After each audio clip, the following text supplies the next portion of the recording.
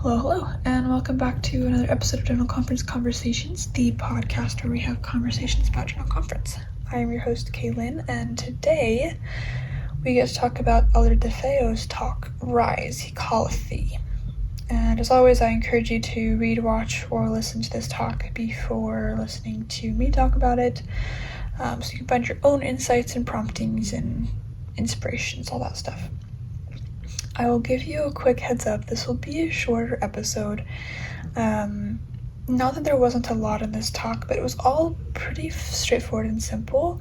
It was all very on the same topic, right? And so I have a lot of thoughts about the quote that I've chosen to talk about, but just so you're aware, I know my episodes have been short lately anyway, and so it'll probably be even shorter than that, so heads up. I mean, obviously if you started this, you've probably seen how long the timestamp is, so you know, but anyway. So Elder DeFeo's talk is all about seeing with our spiritual eyes. He focuses on the story about the blind man that Jesus heals, and how important it is to see with our spiritual eyes. He kind of relates it to his own life. He has some vision. He had some vision problems years ago, and he has to get injections in his eye like every 4 weeks so he can still see. And it got him thinking about his spiritual vision. Like, okay, my physical vision's like, it's okay now if I do treatment, but how am I treating my spiritual vision?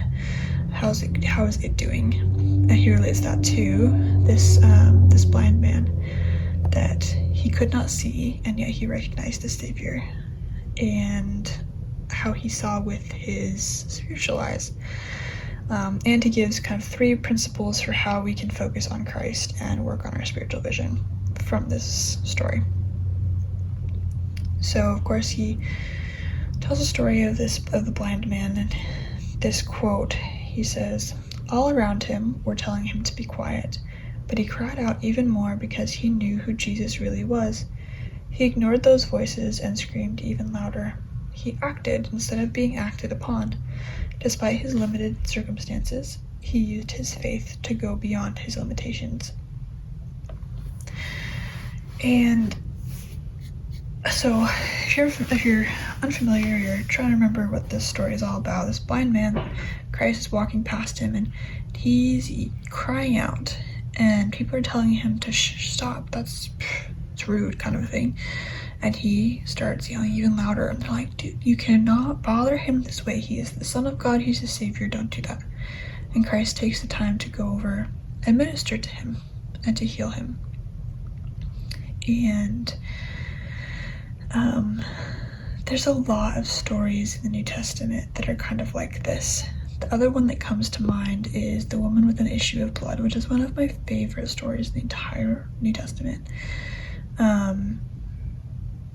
So to refresh your memory on that one as well, woman with the issue of blood, she'd been kind of sick for years and years and years, and she'd gone out into the crowd, and all she wanted to do was to touch the hem of his cloak. She's like, I had faith if I just touched the hem of his cloak, he would be healed. She had gone to so many doctors and nobody could heal her.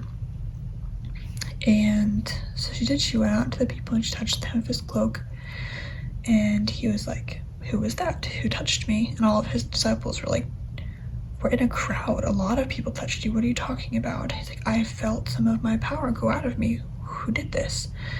She stepped forward and she said, "Lord, it was I."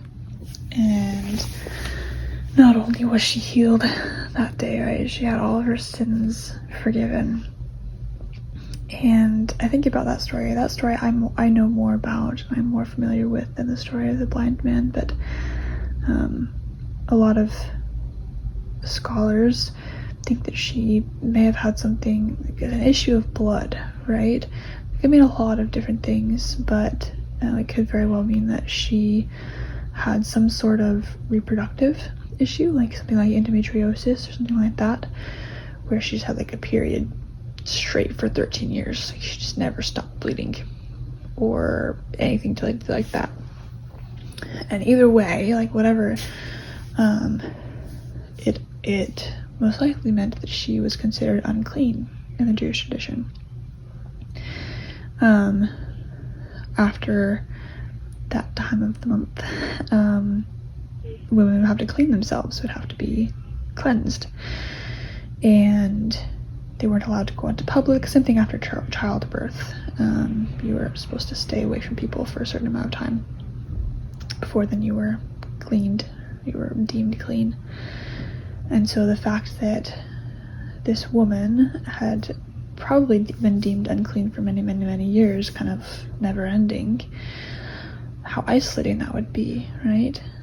And then to kind of break the mold, break the rules, and go into public and be in close quarters with everybody and touch the robe of the Savior. And then to not shy away when he asked, right? That can be kind of terrifying. It's like, I'm not supposed to be here, and I'm not supposed to be touching anybody. And for him to be like, oh, somebody touched me. Who did that? And to say, it was me, Lord, it was I. And the same thing with this, the blind man, right, is to, all these people are shushing him and telling him to stop yelling, and he yells louder because he wants to speak to the Savior. He has that faith. And sometimes, and this is something Elder DeFeo talks about and makes a point of, is sometimes we have to go against the majority or against what's proper to show our faith and to grow our faith and to build our relationship with Christ and to bear testimony of him. And there's a lot, like I said, there's a lot of stories like that in the New Testament of people not doing things properly and being blessed and forgiven by Christ. Even Christ himself broke the rules, right? And went against what was proper or what was cultural. And I think, and it's not even just like, I have this thing of like the world, right? We have us versus the world. Be in the world, but not of the world. I have a lot of thoughts on that I will share in a different episode. But, and not even just that, right? Not even just standing up in worldly settings or, amongst our friends, but even to other church members or in church, right? There are ideas, people have ideas and opinions that can be harmful and hurtful to people, or that are wrong. They're just incorrect. They're not doctrine. They're not found in the scriptures. They're not something that Christ would approve of. And sometimes that can be even harder, or even just cultural things within the church or within like the church in a specific region, right? That can be really hard to stand up to people or speak up in class and be like, actually, I don't really believe in that, or I don't really agree. To go against what's quote unquote proper or accepted, right? And bring Jesus into the mix. So, in that spirit, when did you speak up against the majority for something you believed in? It can be hard to think about that sometimes. Like, I've never done that. I can't think of anything like that. But even little moments when you maybe didn't even speak up, but like didn't laugh when a joke was made that was inappropriate or was exclusionary or was mean, or said something about that, be like, oh, that's not very nice, right? It doesnn't have to be that you're screaming on the street, right? Or yelling at someone or posting something on Facebook or Instagram. But when did you stand up for your beliefs in maybe in a crowd that maybe didn't believe the same? That's all I've got for you guys today. Thank you so much for listening and for watching. Please leave your thoughts in the comments below, or you can head over to Instagram or Facebook and either comment or message me. I also got my email in the video description, so you can do that as well. I'd really love to hear your thoughts, and I'll talk to you next time.